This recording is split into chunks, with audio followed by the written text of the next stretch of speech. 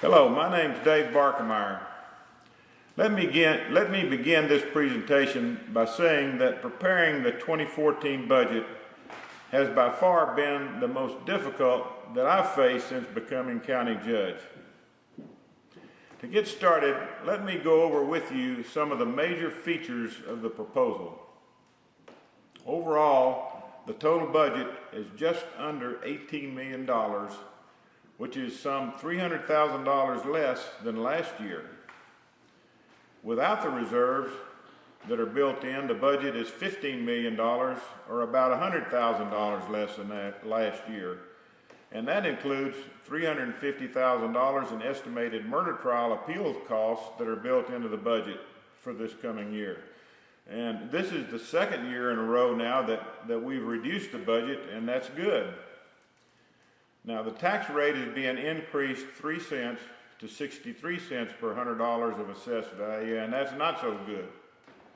This increase is expected to generate about $462,000 in additional tax revenue. So you might ask, well, why are you doing this if you're reducing the budget? Well, the reason is that the tax base fell about $80 million last year. This drop will have a $480,000 negative impact on our tax revenue.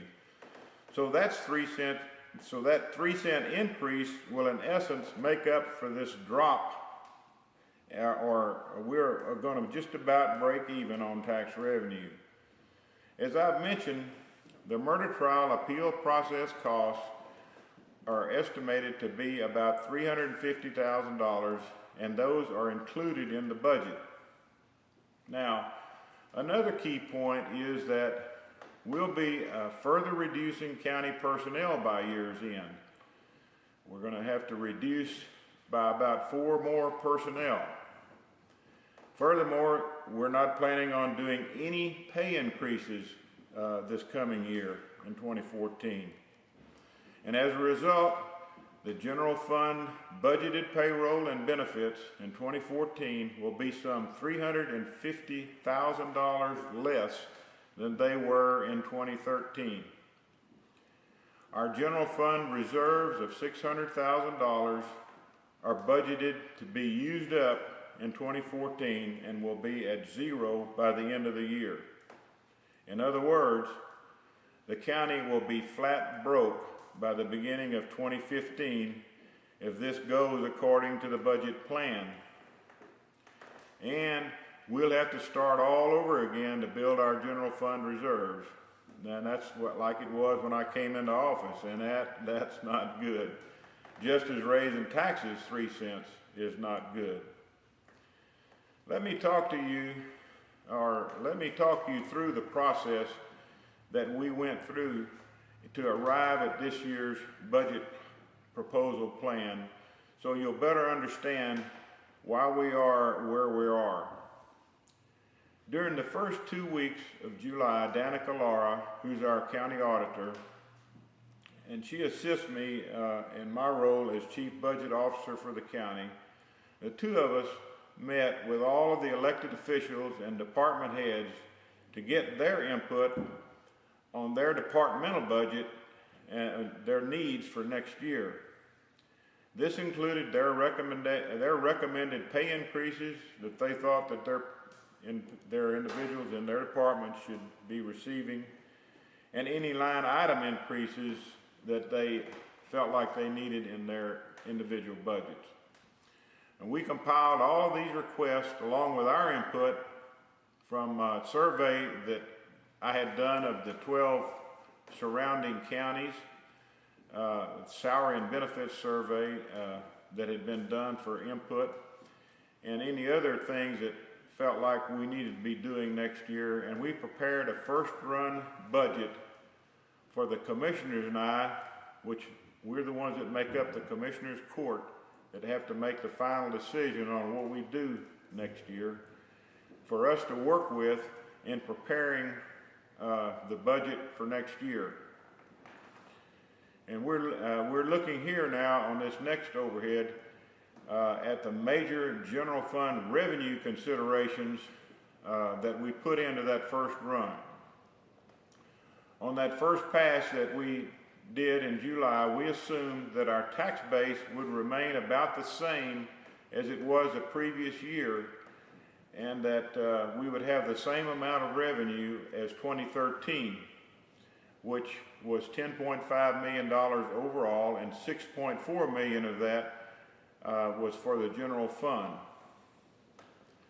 Now, we don't get our tax roll figures from the appraisal district until toward the end of July, about the 25th of the month. So at that point, I didn't have a clue that our tax base was going to drop significantly.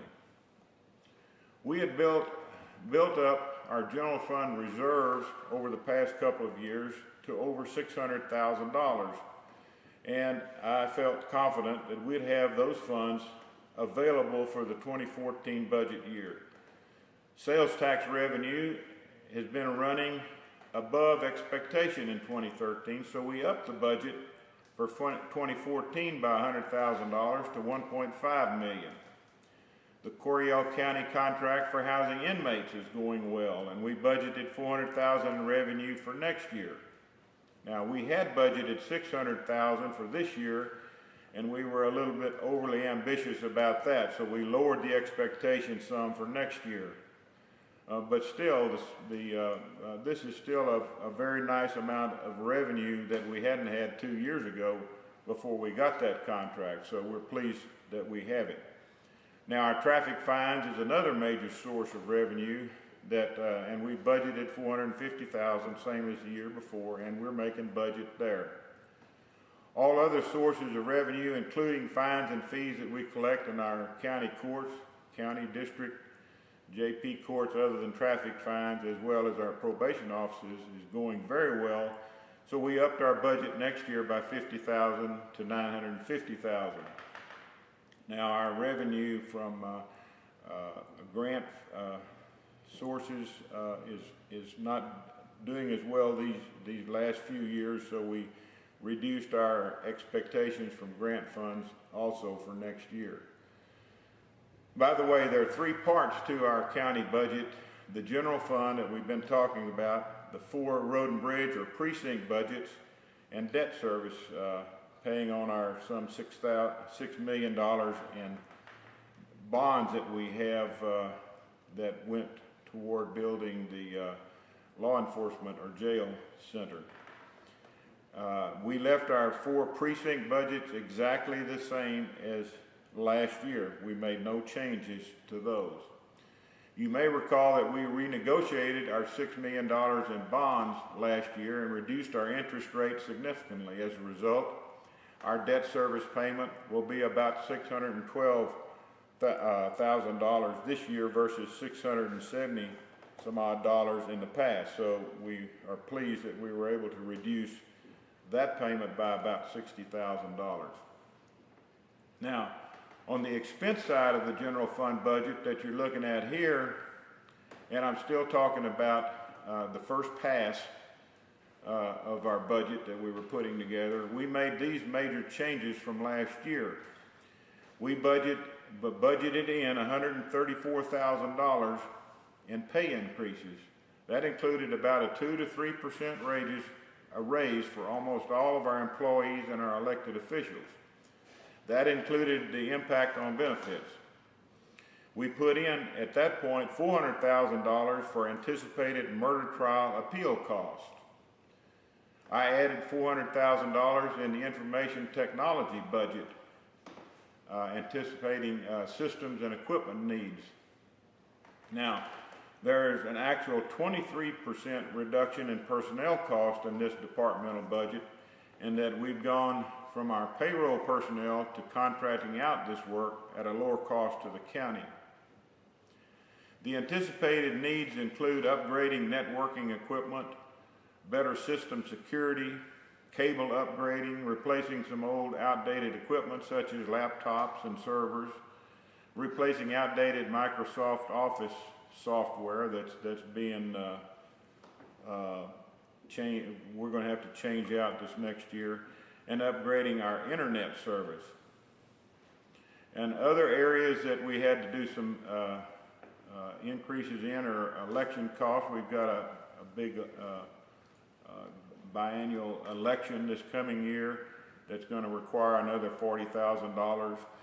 Miscellaneous departmental requests that were very modest for this coming year. The county and the city of Thorndale combined to assist the Thorndale Senior Center, $3,000 each, because they lost their support for the Meals on Wheels program. And also we added some additional monies for the jail on feeding prisoners and maintenance, and $10,000 to the sheriff's budget for fuel based on this year's actual usage. So those were the things that we actually changed or upped in the budget for the general fund on that first pass. Now, when we did the run and did the first trial and did the analysis, we came up $475,000 short. So that's what the commissioners and I had to sit down and deal with, and we had to figure out how to reduce $475,000 in our general fund budget to balance that budget. That was not an easy thing to do. But here's the actions that we decided to take, not necessarily in the order that you see them here on this list. We decided that we were not going to be able to do any pay increases. And so the $134,000 that we had put in for pay increases was taken back out. We concluded that we'd have to increase tax revenue by $127,000 or so. And that was not easy to do. That was going to take at least a 1-cent tax increase. We have not done a county tax increase for 5 or 6 years. The last time a tax increase was done in the county was back when we decided to do to build a law enforcement center, when we raised it to 65 cents, and that was several years ago. And the last person in the world that I wanted to be was the first county judge in that many years that was a part of raising the county taxes. But here I am doing that. And lo and behold, we made the decision that we were going to have to reduce personnel. And that would reduce the payroll cost by $165,000 or so. And so we made the decision to do that. And somewhere along the way we made the decision, we got some input from the DA's office that maybe the murder trial appeals would not cost as much as what we had estimated. So we dropped that estimate to $350,000, and that balanced the budget. The general fund budget at $10,822,000 plus a few dollars. And that's where the proposal that you have before you stands today.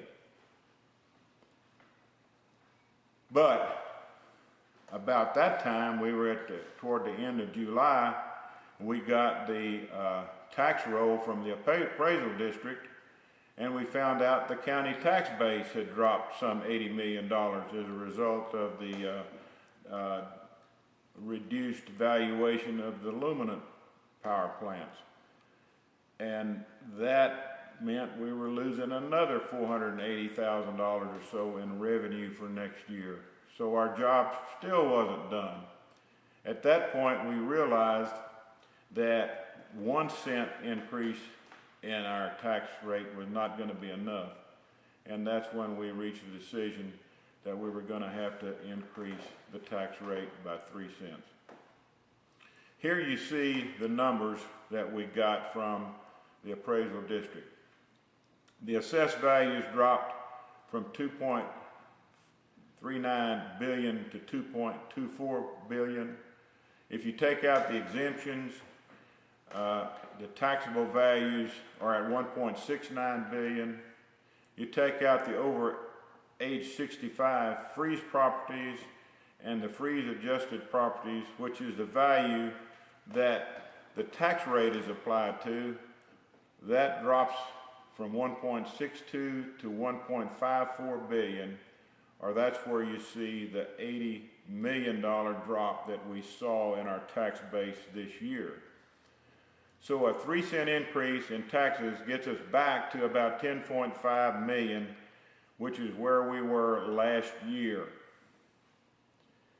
Now, these next two sheets that you see here are the actual 2013 certified rolls that we received from the Milam Appraisal District. I know that you can't read these, so I prepared a summary sheet because I think you, the citizens of Milam County, should have some idea of the order of magnitude of our tax base and what's happening with it. First of all, there are 5 types of properties shown at the top of this summary that I've prepared for you, and the same thing at the top of those sheets that you couldn't read. Let me go through those. The first one is agricultural land, and everybody thinks that the ag land is the biggest part of our tax base. Well, it's the biggest part of what you see when you drive out across Milam County, because that's all of our land. Well, actually, our agricultural land only makes up about 3%, or $63 million of our tax base. Ag land did go up this past year, $45 million in value, but ag exemptions also went up $46 million. And so they all basically are the ag land part of our tax base essentially stayed the same as it was the previous year. There was no value gained in our tax base from our ag land, and again, it's only 3% of our tax base, which is a very small portion of it. The next category is our home sites, which is all of our homes, both in town and out in the country, which makes up about 23%, or $515 million of our tax base. The land, which is the lots and the home sites, which out in the country, usually 3 to 5 acres of your land is what is set aside that you don't get an ag exemption on, which is your home site. And the land part of your home, the home site category, went up $1.7 million, but the house portion went down $12 million. So overall, our home values went down this past year about $10 million. So our homes, the value added to our tax base went down this past year. The next category is non-home sites, which is basically the commercial property, which must be looked at along with the next category, which is personal property, since a large portion of the luminant property changed categories from non-home site to personal property this past year. I don't know exactly what happened that caused that. The appraisal district could explain all of that. But overall, these two categories lost $145 million in value. But if you combine that with the part of the $70 million adjustments in the exemption, which is a little farther down the sheet, you'll arrive at the total value adjustment of $80,000 downward adjustment of the luminant property, which all of that combined makes up all the commercial industrial portion, which is the lion's share of our tax base in Milam County. And the fifth category that you see there is the minerals, which makes up only 4%. We think, wow, you know, the oil wells and all in Milam County has got to be a big chunk of our valuation. Wrong. It's only 4%, or $89 million of our tax base, which gained only $5 million in value this past year. So although this category certainly has potential for us, so far nothing of significance is happening here in Milam County like what is happening down in the Eagle Ford Shale area, for example, in South Texas. Now, I believe that this category certainly has some great potential here in Milam County. There is some drilling that's going on here in Milam County, but so far it has not contributed much to our tax base in this county. It's a relatively minor part of our tax base. I do believe that it is what's contributed to our steady climb in sales tax revenue this past year, but it's not doing much for our ad valorem tax base. As for the rest of the page, if you take the $2.4 million in homestead cap off the total appraised value of $2.24 billion, you get the assessed value.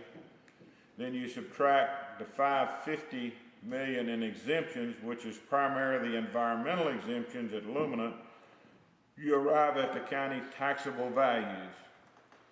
There are $150 million in frozen properties in Milam County of us 65-year-old old-timers and older, plus a few veterans that are in that that have exemptions in that category. So the taxes on these doesn't vary from year to year because these are frozen properties, and the tax on the $150 million in frozen properties totals $802,535.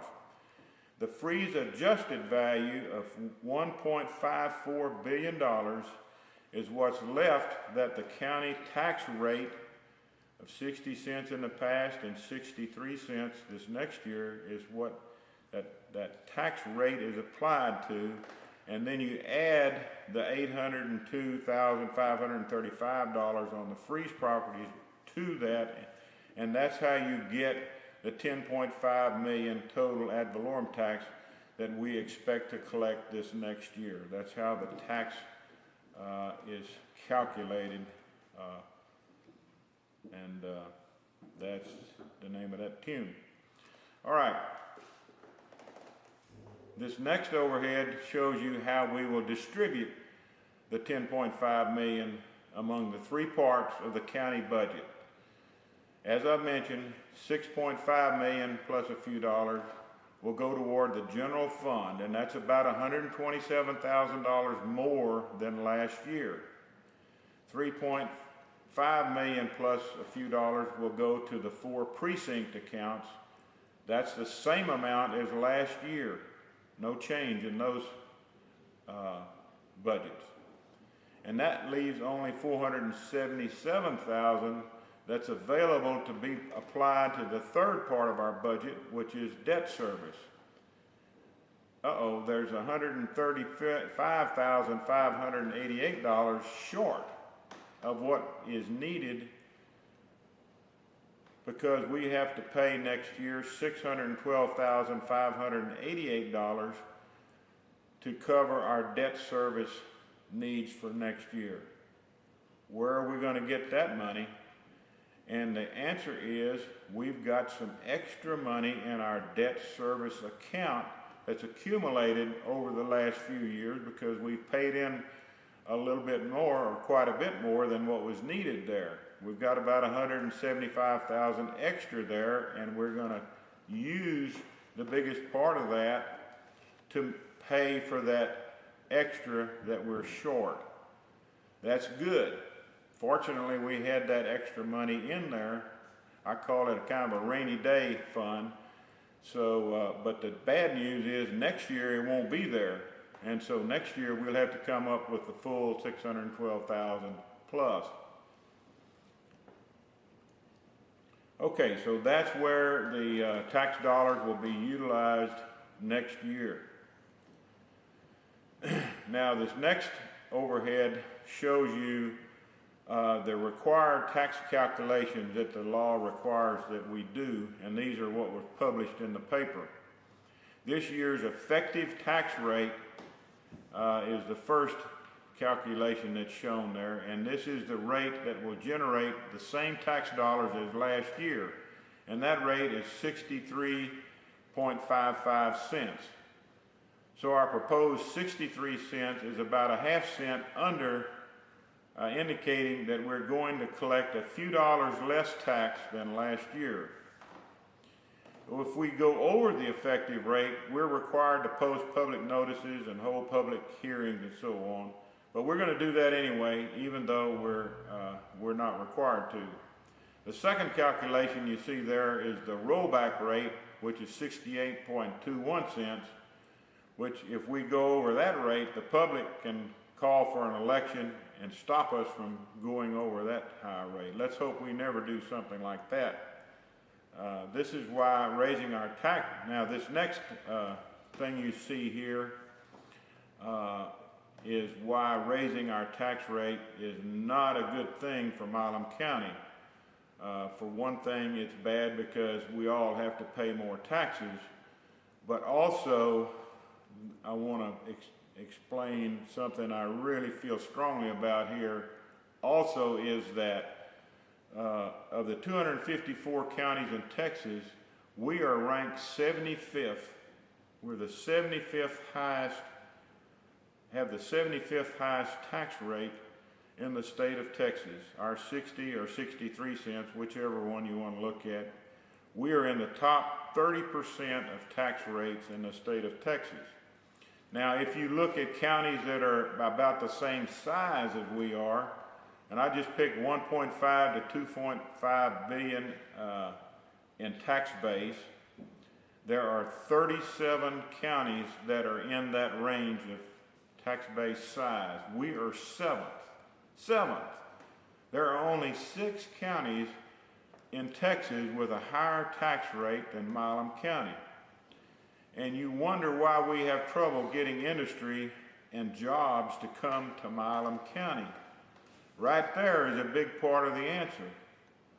I'm being a little overly dramatic here, but it's like putting up billboards and saying, stay out of Milam County, we don't want you here. We've got to get our tax rate down, not go up. Go up is the wrong thing to do. This next overhead that you see are the 12 counties right around Milam County that we survey for wage and benefits. And I'm talking to them and looking at things in addition to wage and salaries. And I look at things like their tax base and their tax rate and their budgets. And there's only 3 of these counties that are higher than Milam County. Falls County has 93-cent tax rate, Bastrop has a little over 63 cents, and Lee County has a little over 64 cents. Falls County's tax base is the lowest of all of these at about $500 million. Now, if for some reason Luminant were to be shut down, guess what? We'd be right there with Falls County as having the lowest tax base in the area. So growing our tax base is not something that's nice to think about. It's critical to our future here in Milam County. Okay, in summary then, our general fund budget is proposed at $10,822,011. If you take out the $600,000 in reserve that's built in, it's $10,222,011. And this is how the reserve side looks 2014 versus, this is how the revenue side looks 2014 versus 2013, account by account. Now, I've reviewed the highlights already with you, so I won't go through this again. It's $359,000 less with reserves and $40,000 more without reserve. And that's on the revenue side, and that's with $127,000 more ad valorem taxes allocated to the general fund in 2014. Now, this is the individual departmental expenditure budgets 2014 versus 2013. There's about 35 or 40 individual budgets that make up the general fund. I've already highlighted the few budgets that were increased, namely the district court, which has been plussed up by $350,000 in increases, namely the district court that I'm talking about here because of the trial. the systems and equipment cost in the information tech account, the added cost of next year's election, the added jail and the fuel costs in the sheriff's department. Anyway, the departments that are cutting costs significantly include the county judge, the county clerk, the veteran service, district clerk, JP3, county attorney, a tax assessor, juvenile probation, health department, and ag extension. This presentation, along with the total budget printout, is on the website. If you're a number cruncher and you want to look closer at all of these numbers and study it in more detail, it's right there for you. So feel free to log on, get on our website, and print those out if you want them. They're there for you. Now this next one shows the actual numbers in the payroll and benefits budget from 2013 to 2014. You can see the reduction from about 6.5 million to about 6.2 million, which is $350,000 less, or about a 5.4% reduction. We'll have about 7 less full-time people and 1 less part-timer on the payroll by the end of this year. Now the road and bridge budgets or the precinct budgets are budgeted for the same number of people, same budget as last year, as I've mentioned several times, and but actually they're running right now about 3 people less than what they're budgeted for. Now this next overhead here, and I know it's very busy, but I wanted to show this, and it's on the website. We've surveyed 12 surrounding counties, as I've talked about, for this year's salary and benefits survey. Although we've made the decision to give no increases next year, I'm sharing these survey results to point out to you where Milam County employees and elected officials stand pay-wise. This first sheet shows all our jobs that are below the average of the surrounding counties, and that's almost everyone. You see down the left-hand side the job titles, and on the right-hand side is shown how far below the average each job is. This is total compensation, including benefits such as health insurance and retirement payments. The other columns just simply show the base pay comparison, the total comp comparisons, and so on. We put in a lot of time and effort getting this data together. Last year, I went personally and visited with each county judge and some of their staff members. This year, we got most of the data by phone and email. The point is, we're getting farther and farther behind in our pay. The farther behind we get, the harder it is going to be to catch up. This next overhead shows the few jobs that are ahead of the average. You'll see that most of these are in the sheriff's department. The problem, however, is that the state legislature has voted a 10% raise for our DPS, or our highway patrol officers, each of the next 2 years. And many of the counties are going to be given big increases to their deputies as a result. And the other thing is, the survey that we do does not show the large counties around us, like Bell County, Williamson County, McLennan, Brazos County, Travis County, are the main 5 big ones around us. And our officers that are particularly the really good ones are attempted to go, and if I surveyed those 5, we'd find that our law enforcement folks would be behind because they pay a lot more than the smaller counties. So what I'm thinking is, by next time we survey, most of these people on this sheet are going to be at or behind the average. So therefore, we're going to be looking at having to give significant increases next year. So we can't continue to postpone forever. This next overhead is to show you the road and bridge accounts, or the precinct accounts for next year. And again, the budget for 2014 is the same as 2013. The only exception is in Precinct 3, where John Fisher is planning to sell about $45,000 worth of old equipment So he's upping his revenue budget by that amount. Otherwise, everything's the same.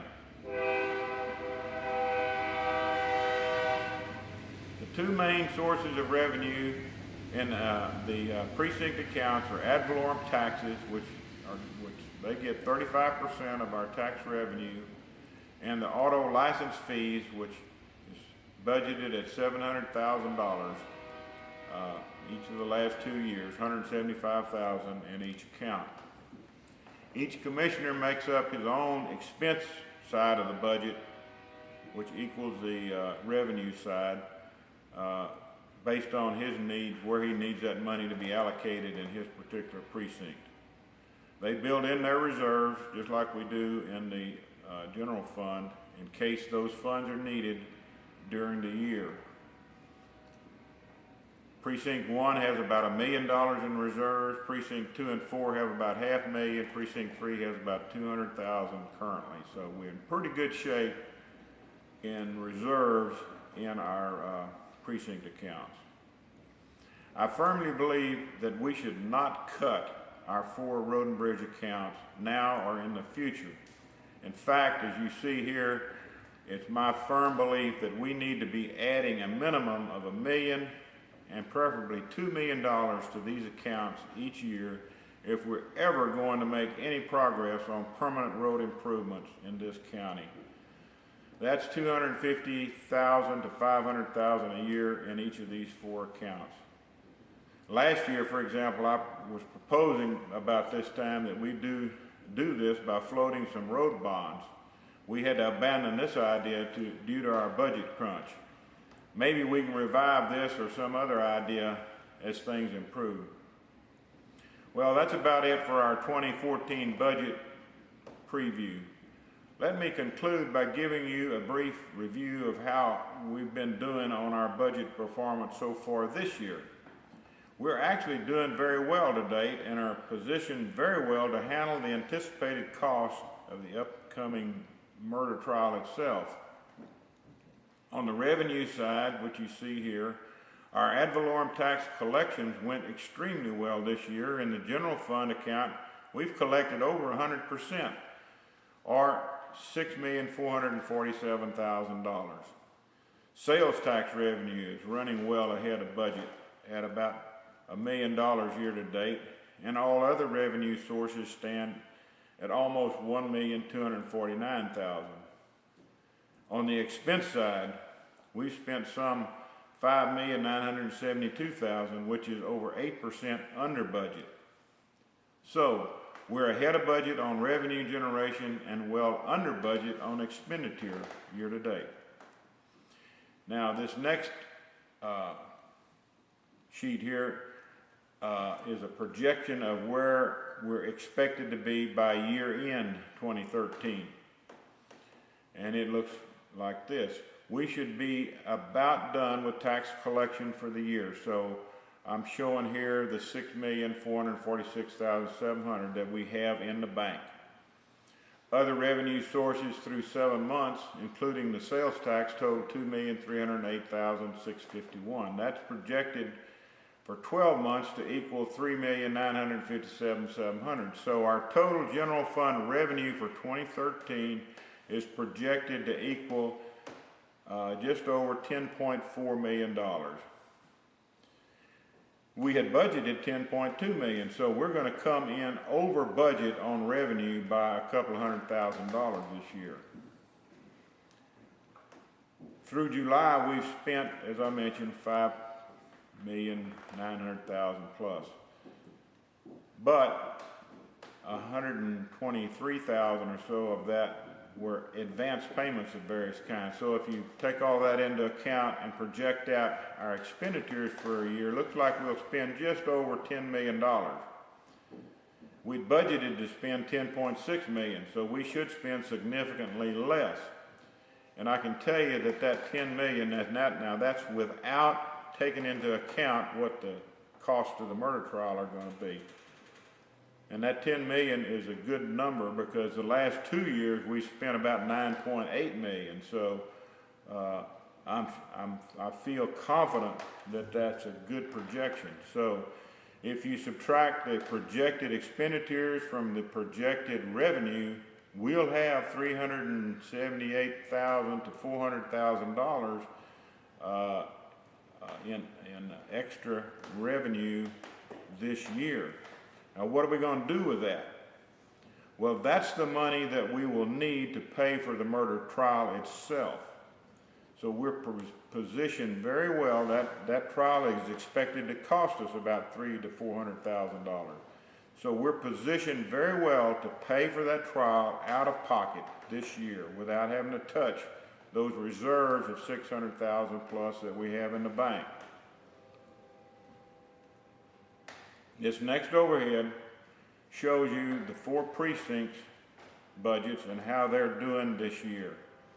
Their revenue is coming in right on schedule with ad valorem taxes collections almost at 100%. Their other major source of revenue is the auto licensing fees, and they've collected $573,500, well ahead of the prorated budget. Expenditures without reserves are over 2% under budget as well, and as a group they have over $2 million in reserves, as I've talked about. So, in conclusion, what can we say?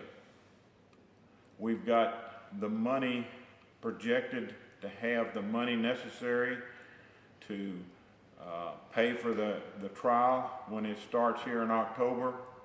If we don't necessarily conclude the trial at the end of this year, we'll just carry that over as reserves in the next year, a little different than what we budgeted, and we'll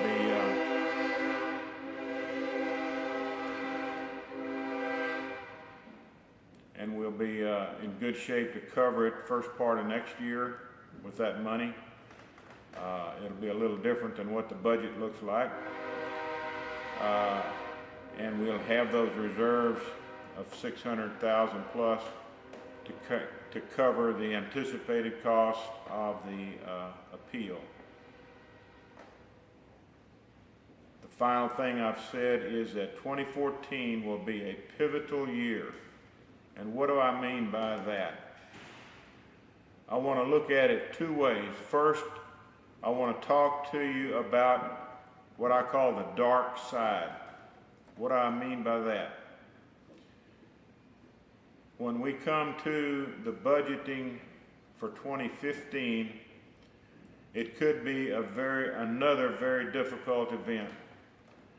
We could face the 2015 budgeting cycle, as I said, flat broke on the general fund reserves situation. We could be totally have spent all of our reserves. Furthermore, we could be facing a situation where our tax base may drop further. There's just no assurance of what that might happen there. And with no reserves and level to lower revenue expectations as a result of a decrease in our tax base, then giving pay increases, reducing our tax rate back down to 60 cents, and doing good things with our roads is just all wishful thinking. It's not going to happen. That could be the situation we'll have to deal with. But let's be optimistic. I really don't anticipate that that's what we'll be facing with. What I really anticipate is that the trial will not cost us as much as we're predicting. And we could very likely be looking at a situation where we will still have our reserves intact or partially intact.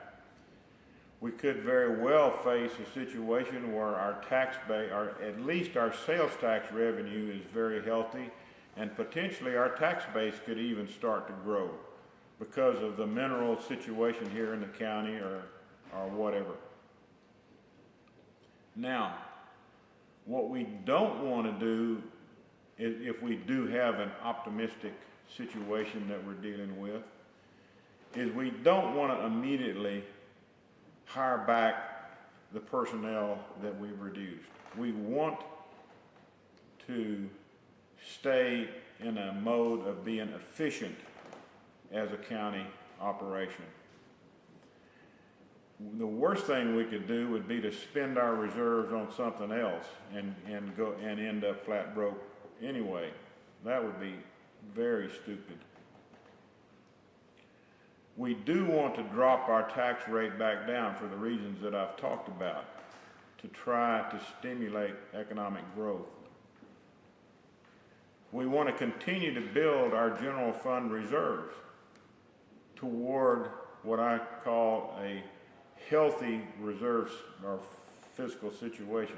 We need at least 20% reserve, which should mean that we should have about $2 million at least in the general fund reserve.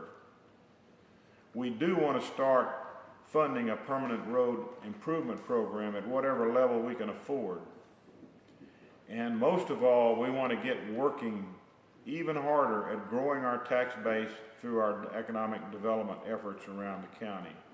Our ultimate goal is to stabilize this county's financial situation once and for all.